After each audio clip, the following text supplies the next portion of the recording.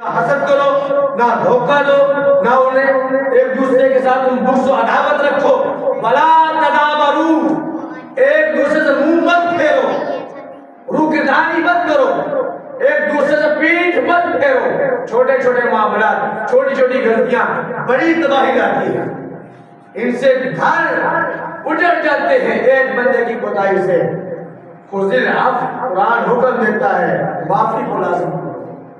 وہ ارحم الراحمین ہے، وہ اکرم الاکرمین ہے، وہ سب سے بڑا غفار ہے۔ جب ہم اس کی اتنی نافرمانیاں کرتے ہیں، وہ پھر بھی اپنے بندوں پہ مہربان ہے، وہ پھر بھی کرم بے کرم کرتا ہے، وہ پھر بھی اپنے بندوں کو معاف کرتا ہے۔ تو بندے کو بھی چاہیے نا مالک کی ادا کو پسند کرے، بندے کو بھی چاہیے نا چھوٹی چھوٹی غلطی نہ دیکھے، اپنے مالک کی ادا کو پسند کرے۔ جب ہم اس کے اتنے بڑے مرتکب ہو چکے ہیں، ہم گناہ کر کر کے اپنے دلوں پہ سیاہ دھبا لگا چکے ہیں، وہ پھر بھی کہتا ہے آجا میری بارگاہ میں، تیرے گناہ سمندر کی جھاگ کے برابر کیوں نہ ہو جائے، تیرے گناہ زمین و آسمان کی جتنی بھی یہ لمبائی چوڑائی ہے ان کے برابر کیوں نہ ہو جائے، پھر بھی تو میری بارگاہ میں آ کے ایک بار تو یا اللہ کہہ کے استغفار کر، میں تجھے بخشنے کا ہوں۔ وہ تو اتنا مہربان ہے، وہ تو اتنا مہربان ہے۔ پھر حضور فرماتے ہیں نہ عداوت رکھنی ہے، نہ ایک دوسرے سے منہ پھیرنا ہے، نہ ایک دوسرے کو دھوکہ دینا ہے، نہ ایک دوسرے سے حسد کرنا ہے۔ معلوم ہوا یہ چاروں چیزیں جس میں نہ ہو وہ بندہ مسلمان ہے۔ وہ بندہ کون ہے؟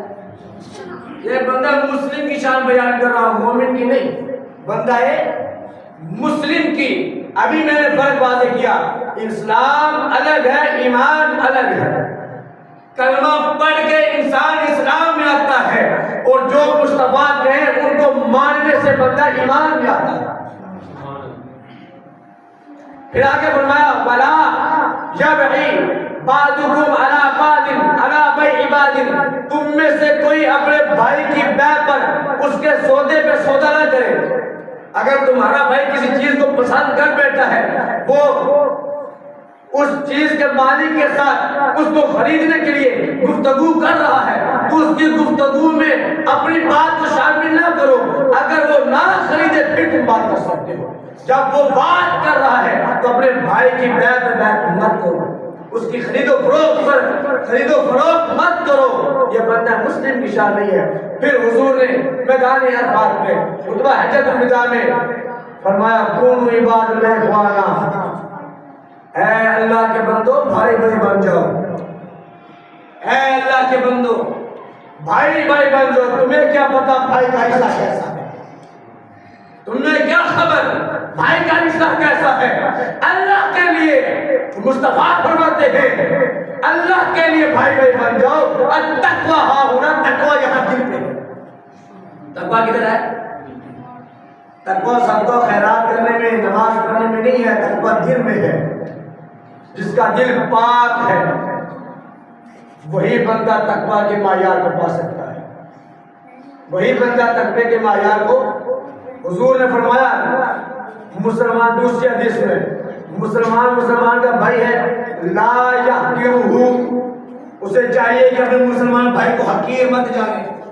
حقیر کیا؟ اپنے سے کم سمجھنا، کم تر جانا کسی کو، یہ حقیر ہے۔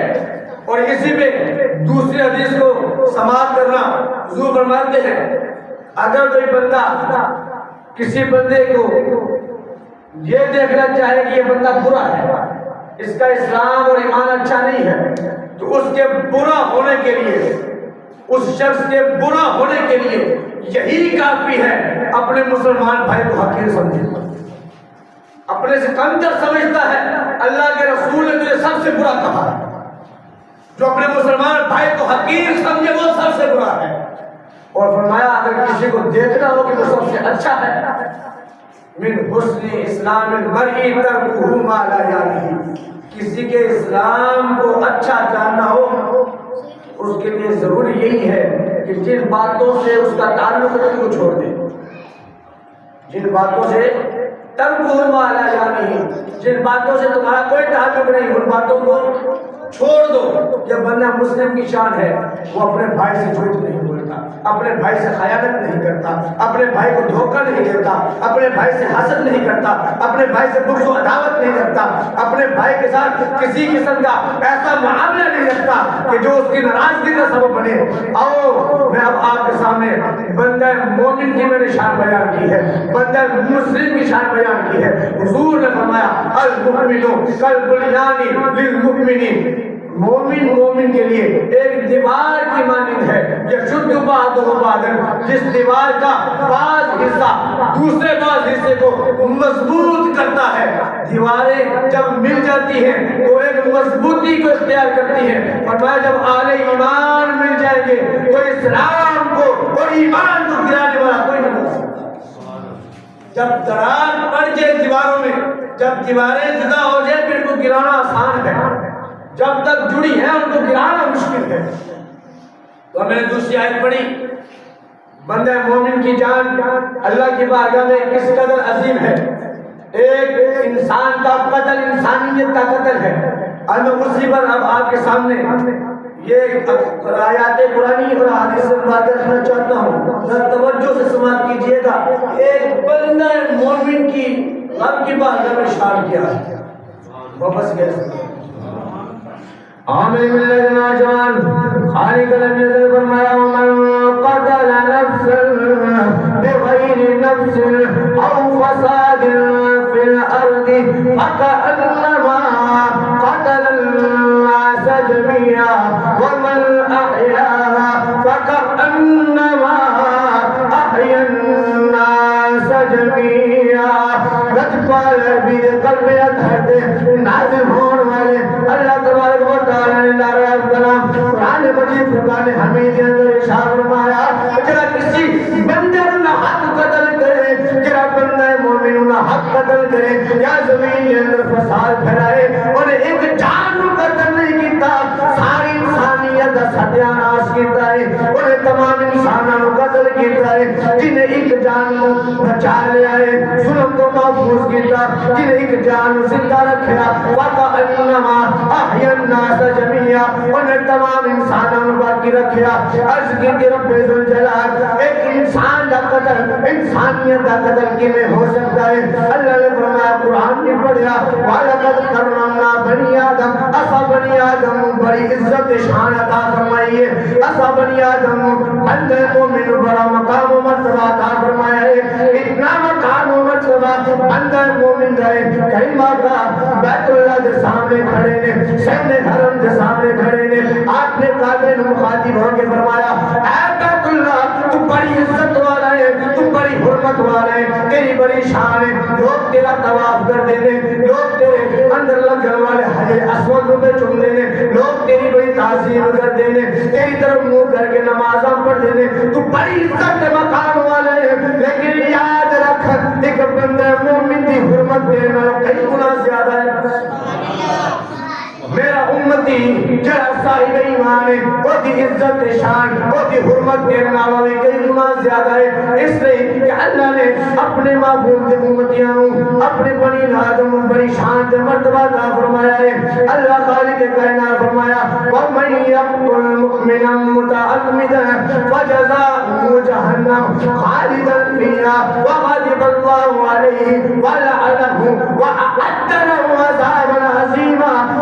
بندہ مومن قتل کرے، جان بوجھ کے قتل کرے، ارادتاً قتل کرے، قصد کر کے آیا، ارادہ کر کے آیا، میں بندہ مومن قتل کرنا ہے، جڑا بندہ مومن قتل کرے اللہ نے قرآن نے فرمایا وہ دی پہلی سزا کی ہے فَجَزَاؤُهُ جَهَنَّمُ، وہ جہنم کے اندر جائے گا خالداً فِيهَا، ہمیشہ ہمیشہ وہ دا ٹھکانہ جہنم ہے، وَغَضِبَ اللَّهُ عَلَيْهِ، دوسری اس کی سزا کی ہے ایک جہنم دے اندر ہمیشگی، دوسری اللہ دا غضب اس بندے تے نازل ہوئے گا، وَلَعَنَهُ، اللہ دی لعنت اس بندے تے پڑے گی، وَأَعَدَّ لَهُ عَذَابًا عَظِيمًا، اتھوں تک سزاواں ختم نہیں ہوئی، قیامت کا دیار ہوئے گا، اللہ نے بڑے عذاب اور واسطے تیار کیے ہیں۔ دوستان توجہ کر، تیرا عام بندہ مومنوں اتنا رسوا کرے، تیرا عام بندہ مومنوں قتل کرے، تیرا عام بندہ مومن کی تصویر کرے،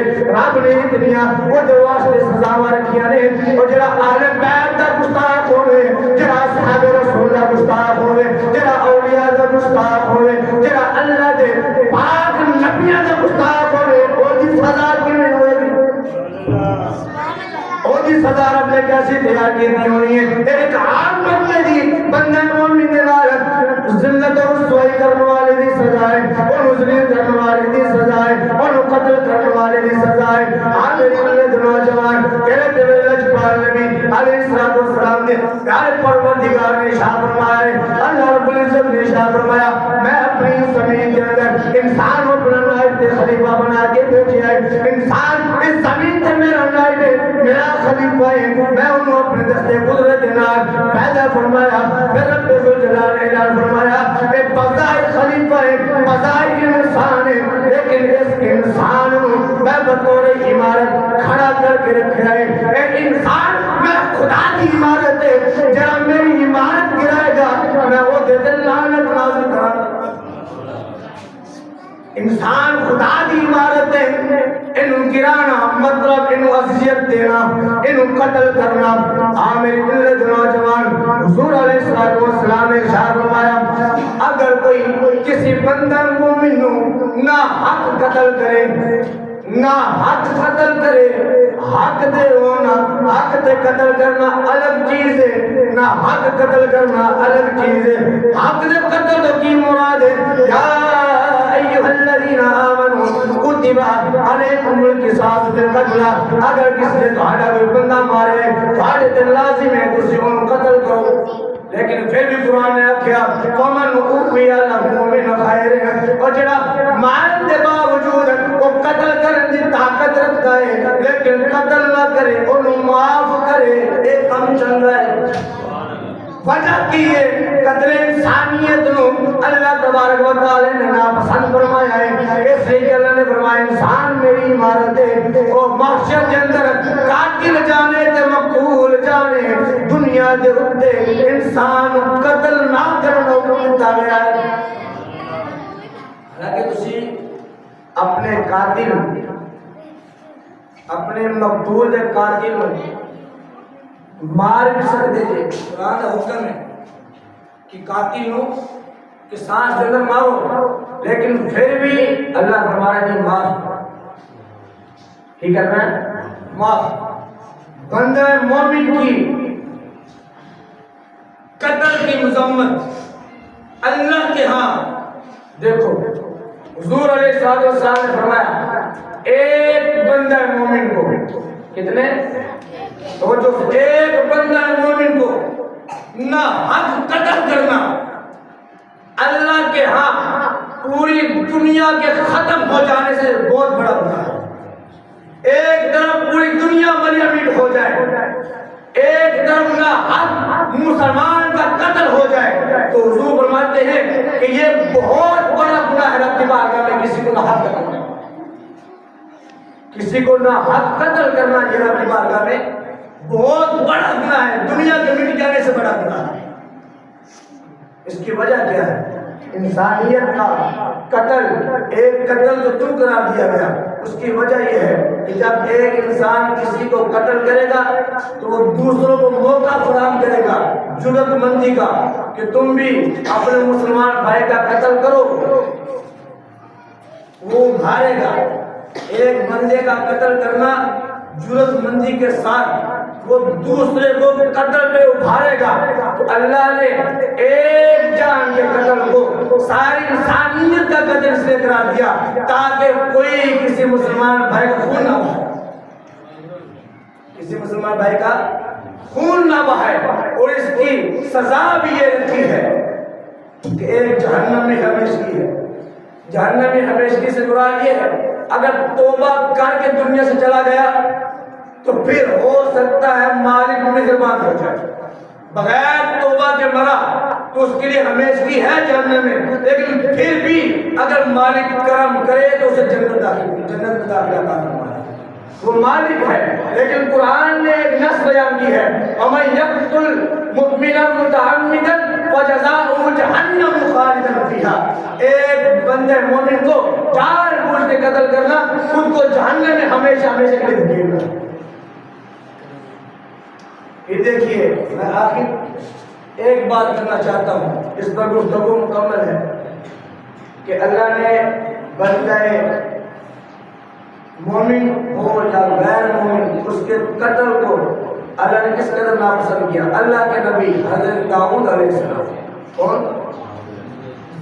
یہ جو بات میں کرنے لگا ہوں اس کو صاحب تفسیر البیان نے ذکر کیا ہے. آخری بات ہے سمجھنا، پھر ہمیں ایک دوسرے کے حقوق کو پہچاننے کی ضرورت ہے. ہمارے حقوق کتنے ہیں؟ مسلمان کے مسلمان پر 6 حقوق ہیں. کتنے؟ وہ 6 حقوق سنو کون سے ہیں. پہلا، جب سلام کرے تو اس کا جواب دینا فرض ہے، یہ پہلا حق ہے مسلمان کا.